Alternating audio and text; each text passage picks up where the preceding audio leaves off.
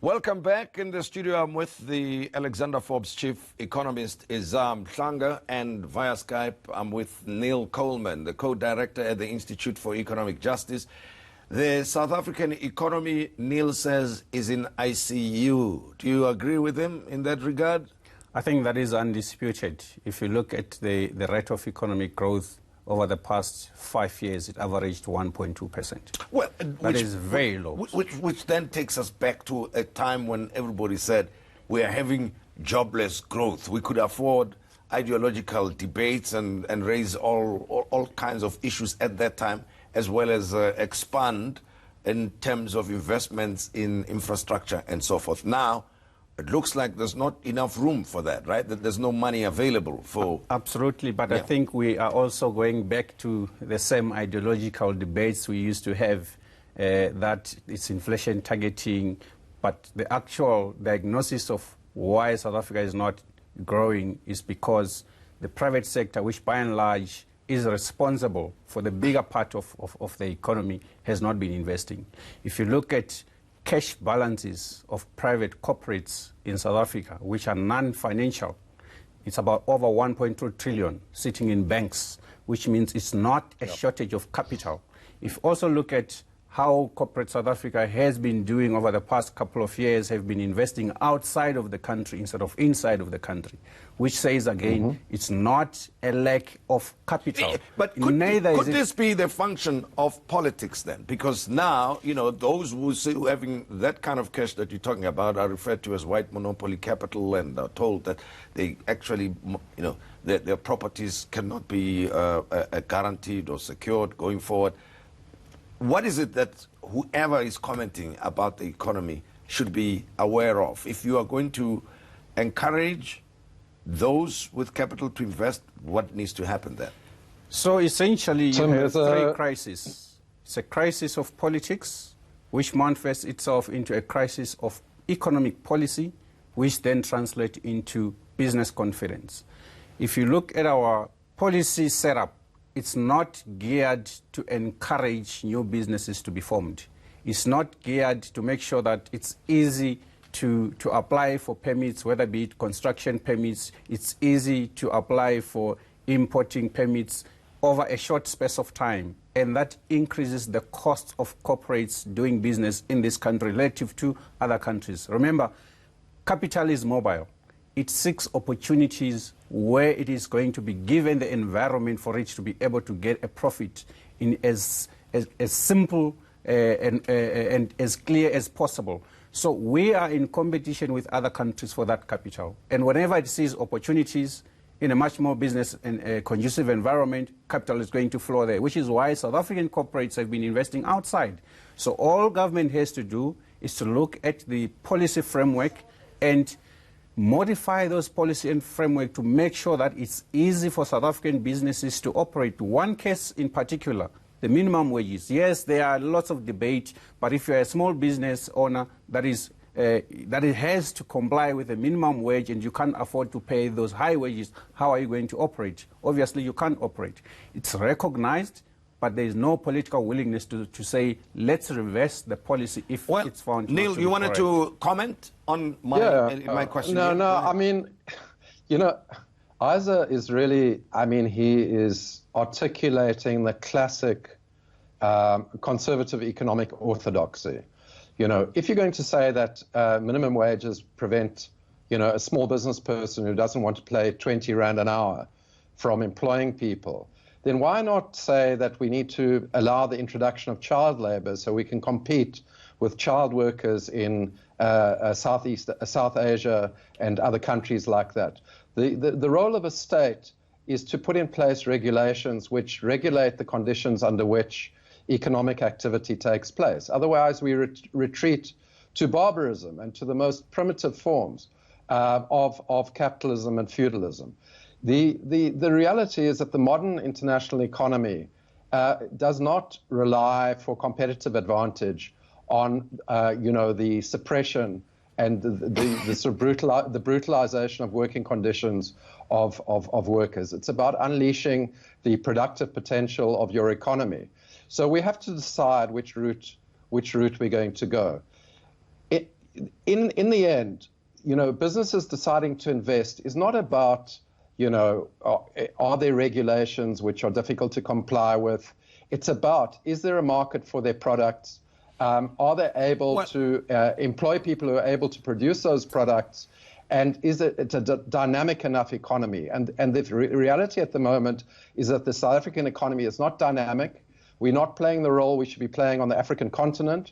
We're not diversifying. We're still too dependent on the production of primary commodities. Let me ask you this question then. Are these things possible that you are mentioning if, for instance, at this time in South Africa, when we talk about creation of job opportunities, we actually are thinking or talking about Gauteng? Because the other provinces, well, except for Western Cape, which actually has a lower unemployment rate compared to the rest of the country, that these seem to be the two provinces that are doing something about economic growth. The minimum wage that Isaah doesn't like, and the pensions and the other forms of economic stimulus that happen are at the moment the only forms of stimulus that are available in the poorest and most depressed rural communities, informal settlements, and so on. Yeah, but the point of my question. Let me just finish my point. Yeah. The challenge is to promote other forms of economic activity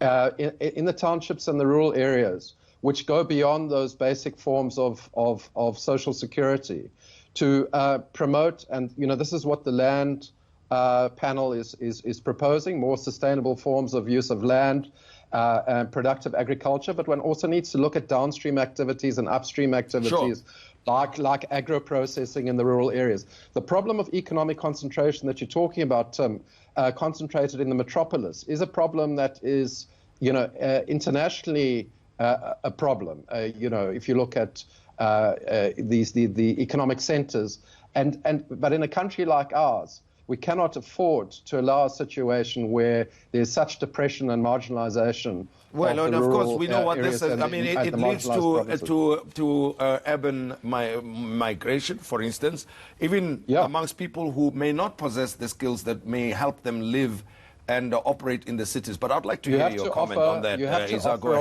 ahead. I hear Neil harping about the minimum wage helping the poor. The minimum wage doesn't help the poor. The poor are not employed.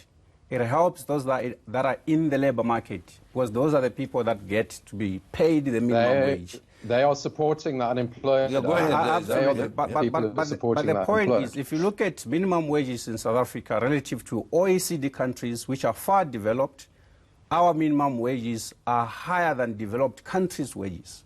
And for a country that has a high unemployment rate in the world, to set minimum wages at a high level, it makes it difficult for corporates to function. What is the problem? Is 20 rand an hour a high level? Go ahead. Yeah, Neil, just a moment. Yeah. The input costs of the South African economy is way too high. And by input, it's labor, it's machinery, it's all the other inputs that are used in the production process, not just labor alone.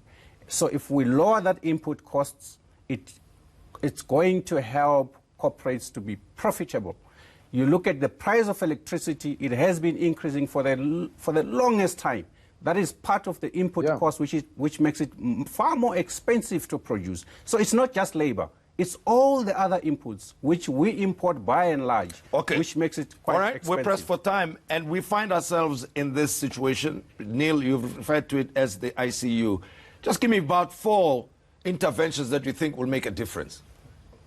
Okay, Tim, so what we've proposed as the Institute for Economic Justice are 3 prongs of an intervention.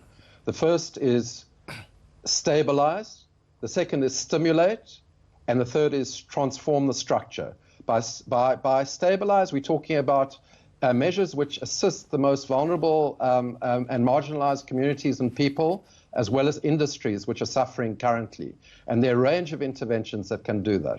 Secondly, stimulate is the state using its fiscal and monetary policy instruments and other instruments at its disposal to stimulate the economy, to get the wheels of the economy turning. Then to structurally transform, we need to begin to diversify the economy. This is a more medium-term to long-term thing, by investing in in diversification of our industries, and positioning ourselves in the African continent to drive a much more balanced development pattern. Well, thanks very much, These Neil. things have to happen Isaah, together. let me bring in Isaah, because we are concluding our conversation. We are in ICU now, all right? We can talk all we like, but there are things that we should do as of yesterday. Just give me 4 of those. I think, firstly, we can't use fiscal policy. We are quite constrained. Fitch told us last week Friday by changing the outlook from stable to negative because of concerns on fiscal policy and our debt sustainability. National Treasury knows that because of the bailouts, so we can't use fiscal policy. Neither can we use monetary policy. What we need to really do is to try and encourage business sector to invest in the economy. They have a lot of capital which is available to be deployed. Set up the policy framework to make it easy for them to gain confidence into the economy, and they are going to invest. If you look at the World Bank's Ease of Doing Business survey, it articulates very clearly the link between a lot of the factors that hold or that constrain the ability for investment. We have been deteriorating over the past 10 years, and as a result, investment has not been taking place. Those are the things that we need to focus on to fix and to encourage the private sector But they'll to take invest. time, right? Absolutely, they're going to take anything that time. can be done next week? But that's like, Nothing? unfortunately, Yeah? Tim, that's like saying we can do nothing. Well, of course, we shouldn't say that. We shouldn't say that, and that's why we have these conversations. Isaah, thank you very much. And Neil, thank you very much for having been our guest, and I appreciated your time and your inputs and insights on this show. After the break, we will be discussing the silicosis settlement. Don't go away.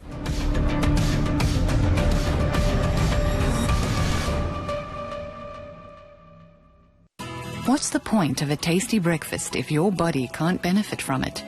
ProNutro is the original protein cereal containing balanced proteins that your body can absorb and use, so you can enjoy all the best things the day has to offer. ProNutro, protein to support your body.